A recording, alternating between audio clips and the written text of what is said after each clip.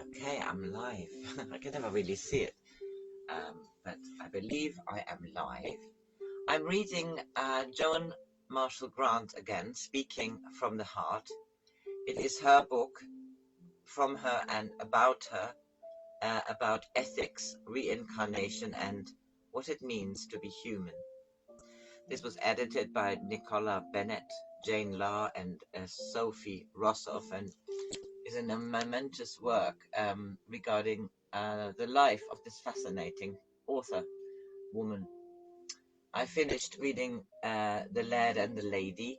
That was her only novel. She was not a novelist. She was a writer of her previous incarnations, and she wrote amazing books about that. Now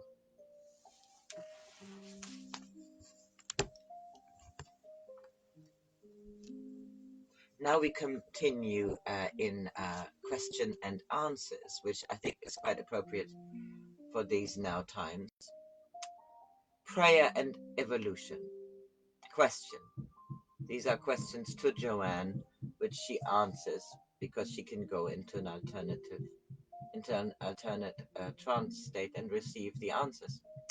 Prayer and evolution. Question. Are we always given advice in the ex-carnate state, and why do we sometimes refuse to accept it? Joan. Providing people have any links of affection, they will always be offered help. But often they are too arrogant to accept it because they do not realize that one is always helped by one's immediate superior or by one's equals in a very personal network. But if the person is determined the only form of deity is Christ or the ultimate Godhead, they will refuse to listen. But they should remember that one is constantly in the position of being both pupil and teacher, and one must be sufficiently humble to accept advice from somebody only a little wiser than oneself. You will find that mechanism working in the last part of Return to Elysium. Lucina was rescued by friends she had made during that lifetime. Until she accepted what they could give her, she would have put herself out of touch with one level up beyond them. Dying and reincarnation. Question. When people die, are they aware they have passed through to another state? Joanne. By no means always. I've spent a great deal of time explaining to people that they were dead, because death is only a shift of level which takes place very often, even to people who have had no priestly training whatsoever during sleep. People who believe that one level up is very dramatically different to this level of experience, and that death is a very traumatic experience, frequently find it exceedingly difficult to realize that they are dead. Many times I have had conversations with a group of people and said casually to one of them, "Have you got a physical body at the moment?" And they may say yes or no, and the remark is as casual as, "Have you got a car?" Question. Presumably they know it is different? Joan. Very often they don't know. If I die now, I shall still be here unless I deliberately go somewhere else. If I died at this minute and you shifted level and someone else went to sleep, we might all go into the garden and continue this conversation, and we would all be equally real, and the garden would be equally real. Question. Does an ovum attract psyches? Joan. That is difficult, but reincarnation is a search to go back into flesh, like jumping off a cliff. It could pull you once you started looking down. There are many more miscarriages than one knows about. Probably psyches which incarnate in a fit of temper and then thought better of it. Question. Does sudden death ever seem so sad to a person as a waste of their life that they reincarnate immediately? Joanne. If they insist on going back at once, they may easily be born 9 months later. They are counseled, but very few people listen. The moment you die, you realize it is unimportant. Question. Is cancer ever an expression of somebody's doing a bad reincarnation? Joanne. No. Cruelty. What causes unprovoked cruelty, as with children torturing animals? Joanne. Again, there are very many reasons. People are taught to be brave soldiers. They are praised and rewarded for hardening themselves sufficiently to be able to inflict extreme pain on other human beings. And if an individual allows himself to be led or driven into behavior which instinctively and intuitively he knows will stunt the growth of his evolution, he will try to disguise from himself the anguish this devolutionary action causes him by pretending he finds the action pleasurable. This is the primary cause of sadism. Only by giving love instead of fear, only by healing instead of destroying, only by acquiring moral courage instead of hiding his back of it by physical courage, can he change. Physical courage is often an attribute of moral courage, but can never be a substitute for it. Joan wakes at 9:30 a.m. and calls Kay to take down more than she has gained on conditioning people to be cruel. It is the church's conditioning. If you make them look at a crucifix with a man tortured on it, and then tell them to love that man and see your love tortured in unbearable agony, the crucified Christ was a symbol used to keep people from praying the living words to the Galilean. Remember also that the church taught that the reward of the last judgment was to sit in heaven, among the blessed in eternal contemplation of the agonies of the damned. God might insist that one watch a beloved sister forever tortured, because she had lain with a man she had loved. God was depicted as being omnipotent. Therefore, if he had wished for my sister not to lie with the man she had loved, it would have been so easy for him to arrange that they never met each other, and so were spared from sin. Over the doors of churches, God is depicted gazing unmoved at those he has damned, because they failed to obey the rules invented by his prelates. One was taught that to enter heaven, one must prove oneself indifferent to the cries of the damned, even to weep when a heretic burns, even that heretic where one you loved very much is to risk joining him on the pyre. For they teach that to feel compassion for one who has displeased God is to arouse God's displeasure. And one is taught that God is more cruel than the most subtle torturer on earth, for the infinite variety of the tortures he watches can never be ended by death. Question. Is there no reason to believe that the spirit of the church has changed since? Joanne. Individuals may have changed, and modern people are too squeamish to expect to enjoy watching agonies, but they have been conditioned by the church over centuries either to prepare themselves for seeing the tortures of the damned or to be afraid to criticize the will of God. Remember, the church teaches God is omnipotent and everything takes place because of his divine will. God is responsible for war, famine, pestilence. They dare not feel the pity of compassion or accept responsibilities because they feel it might displease God if they were to criticize him. Leadership and courage. Question. To what extent is a spirit of adventure part of a complete personality? Joan. It's not an attribute of everyone. It is an acquired talent, and the people who have it most strongly probably were pathfinders or some kind of forerunners. Such a person finds it very difficult not to lead, even in trivial circumstances, because it is so instinctive in them to select the safest path for the others to follow. Such people are usually highly observant, because they were trained to notice animal tracks or plants, which might indicate the presence of water, or spoor, which indicated the presence of game or of animals, which might prove dangerous if startled. The forerunner's first consideration was the well-being of the people who followed him. He would not take a canoe down a very dangerous rapid, merely to prove his courage, but only when it was necessary to find a way to a new hunting ground. Question. Is there an inherent risk in everything worth doing? Joan. By no means. Planting maize or building a canoe often has greater value for the tribe than is provided by a youth who climbs a mountain hoping to gain a bearskin. But if a man is afraid in himself, sometimes he benefits by proving his courage. A man who has gained courage does not need to prove it. Question. What is courage? Joanne. The ability to do what you know to be right under diverse circumstances.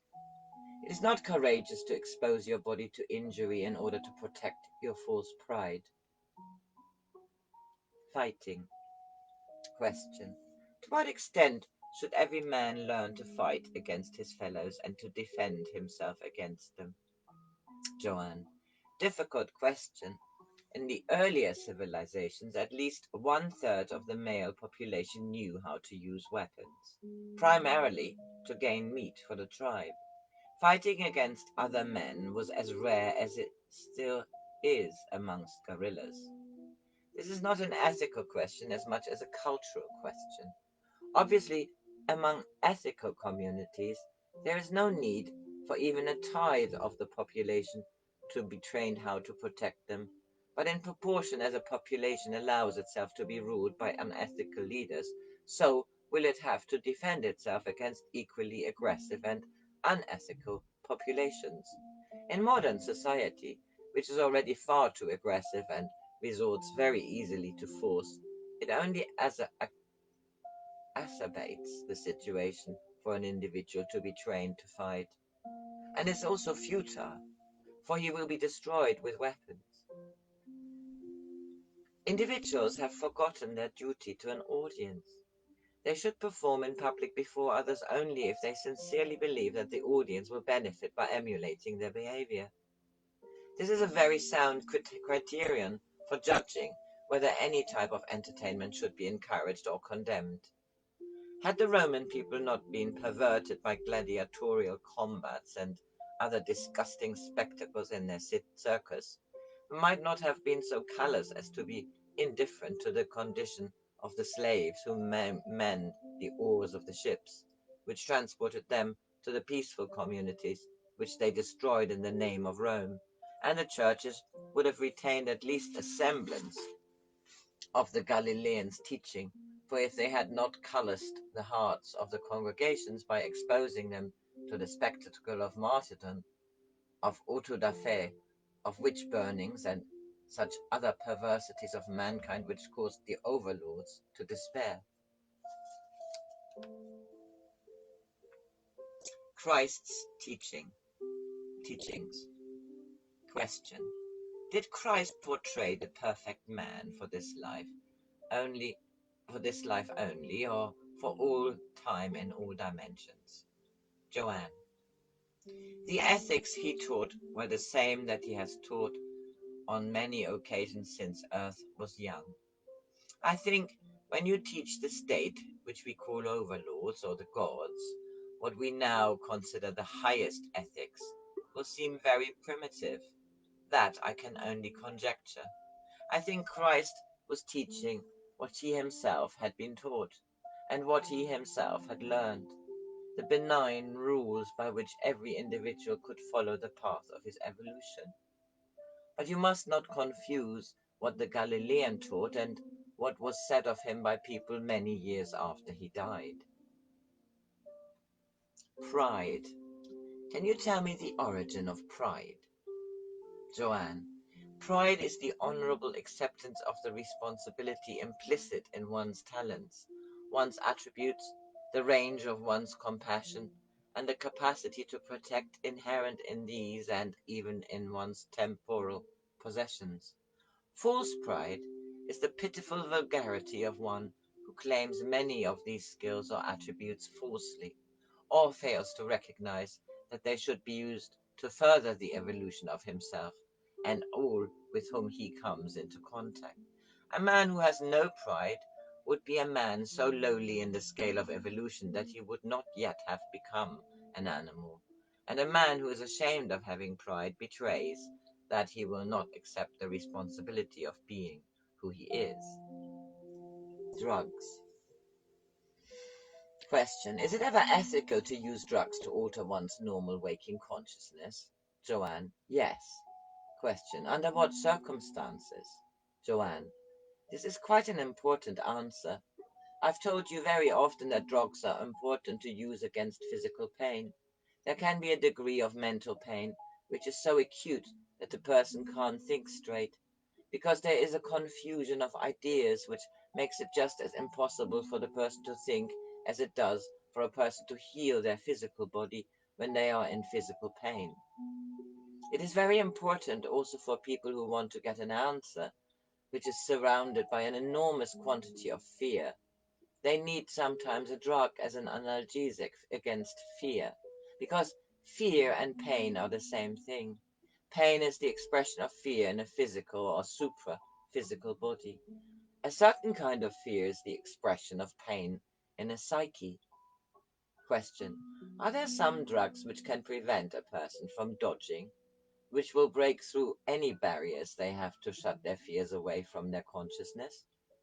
Joanne. No, because one's evolution is always dependent entirely upon one's own moral courage. Therefore, you cannot give a person a drug which will give them moral courage, provided they have the moral courage, but they have too much fear. You can give them the drug to allay the fear which has got too heavy. Question. Is there any harm in the young people today taking heroin? Joanne. Enormously. They are not going anywhere. They are at the age when their bodies ought to be at their best as a radar sets, and they numb it. At the moment when they are trying to train their senses, they are untraining their senses. The third direction. Question. Is every age there? In every age, there's always someone preaching a third direction.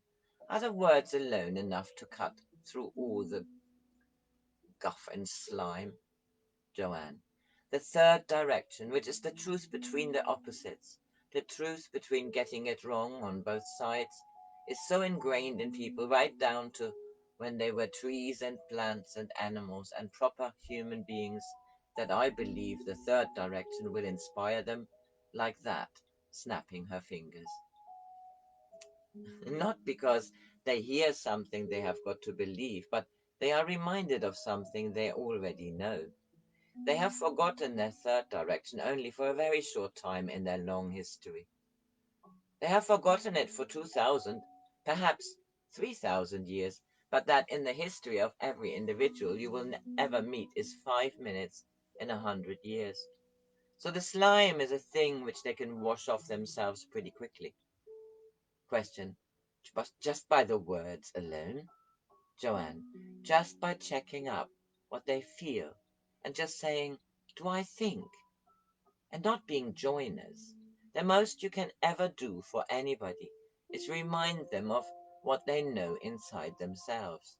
And if you do not, you will increase the sort of wonderful magic clean thing inside themselves. This is the third direction. Question. Since the words and feelings are so distorted, so shop-worn, that they are not clear anymore. Joanne. The heart is never shop-worn. The pattern is never shop-worn.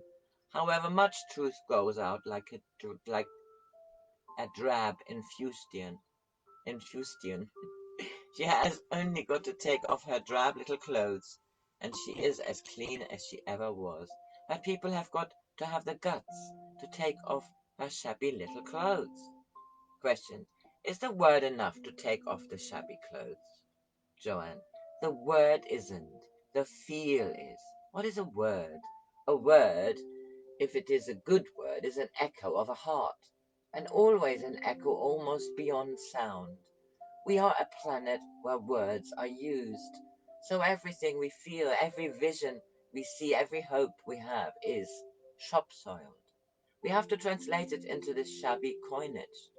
But I believe that providing the thing inside yourself is clean enough. By some unlikely miracle, instead of the truth being destroyed by the fustian of the world, the word might become enlightened by the echo of the heart. So I finish this here and continue because it is a long section of this book entitled Questions and Answers.